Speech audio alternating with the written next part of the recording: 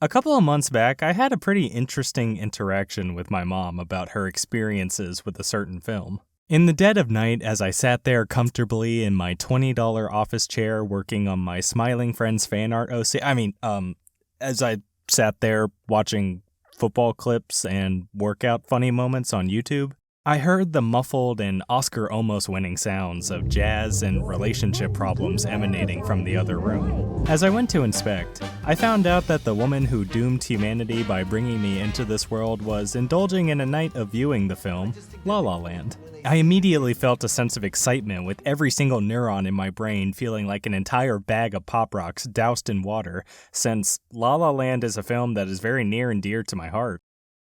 And not really the kind of movie I would expect the Grey's Anatomy indulger sat in front of me to be watching. I talked to her about it for a second and then made my way back to the very important business I was attending to. After a crisp 2 hours and 8 minutes fly by, I began to wonder, how was she enjoying it? What?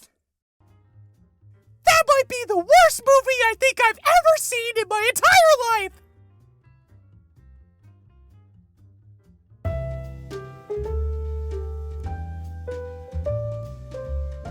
One of my favorite parts about film discussion is being able to go back and forth with another person on what we thought could have been better or what was just downright atrocious. Not only do I think conversations become a little stagnant if we just talk about things we liked, but I just find it really enjoyable to pick something apart and hear what other people have to pick at.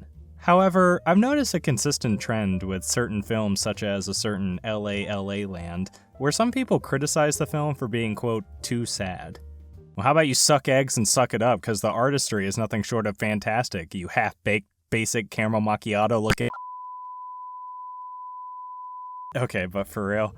Most times it seems as though a person's feelings of calling something too sad is referring to how they don't want to feel like they got divorced while being hit by a bus after watching a film. And that's completely valid. Some people are mainly interested in feeling entertained or happy after they leave the theater, and I can totally understand if that's their subjective preference. Personally, I quite enjoy feeling challenged from the experience of having every artery in my heart being violently used as dental floss by a film deconstructing the disillusion of a happy relationship between glum Carrie and manic pixie dream girl. But you know what? An eye for an eye. The problem I usually have, though, is when someone tries to say a movie is inherently bad because it's sad. When I was talking to my mom about her thoughts on the film, she told me that it was a flat-out horrible movie because the ending was too depressing. And while I love the woman who tied my shoelaces for me until freshman year of college to death, I believe that this is a somewhat flimsy argument that kind of negates the entire point of this film and potentially others. One of the best things I like to get out of watching movies is the inspiration of certain emotions from the events taking place on screen. I loved feeling angry at Terrence Fletcher as he abused his students in Whiplash. I loved feeling lonely as Theodore attempted to touch grass in Her. And I especially enjoyed bawling my eyes out in disbelief when Will Smith said, "What, we some kind of Suicide Squad?"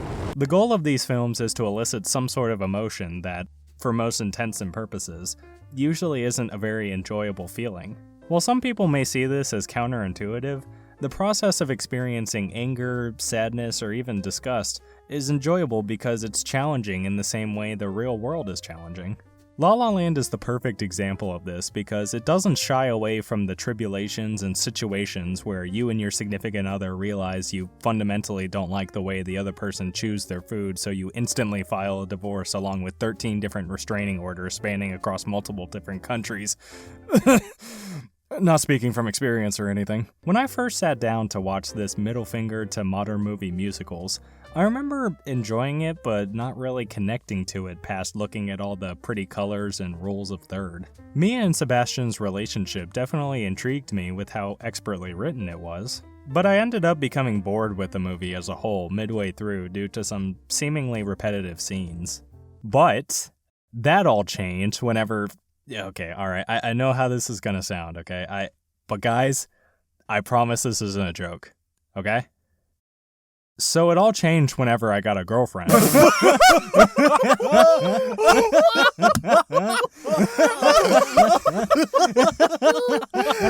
Guys, I swear it's true.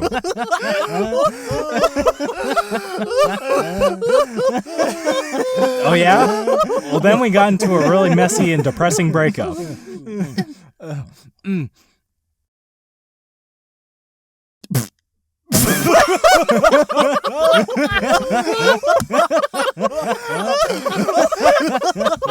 So yeah, needless to say, La La Land definitely connected a bit more with the wallowing puddle of tears and childish resentment I had become at that point. Weirdly enough, me and Sebastian felt less like characters in a movie and more like real people with a real struggling relationship when I was able to emotionally connect with the sadness and anger they felt towards one another. So not only does this negativity being displayed show that the film is crafted in an authentic way by skilled individuals, but it also provides a layer of personal connection that could possibly help the viewer to process their own experiences.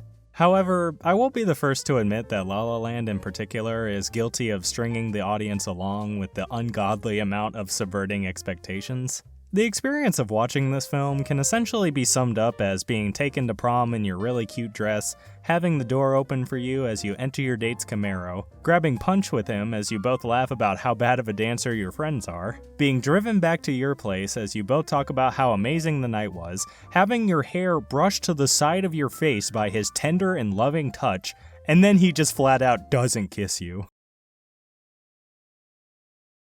But then again, I really have trouble being angry because that is the exact reaction that Damien Chazelle was intending for this film. The script lures you in with a false sense of security with the glitz and glamour of Hollywood and the typical tone you would expect of a movie musical, but then it uses this false sense to elicit an emotional reaction out of you similar to what the characters feel within the film.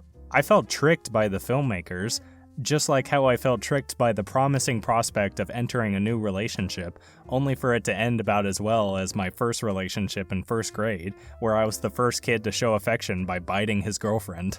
Now, of course, I would never bring this type of pretentious argument to a party as to risk the tiny amount of social credit that I possess, but I do still like asking people why they don't enjoy films due to their sadness. Even if I disagree, there is usually some sort of information that the other person relays that I never would have thought about by myself. For instance, I never would have known that the woman who set up a conveyor belt of Tyson race car chicken nuggets directly to the basement where I was homeschooled all my childhood likes to treat films as a form of escapism from the harsh realities of the world.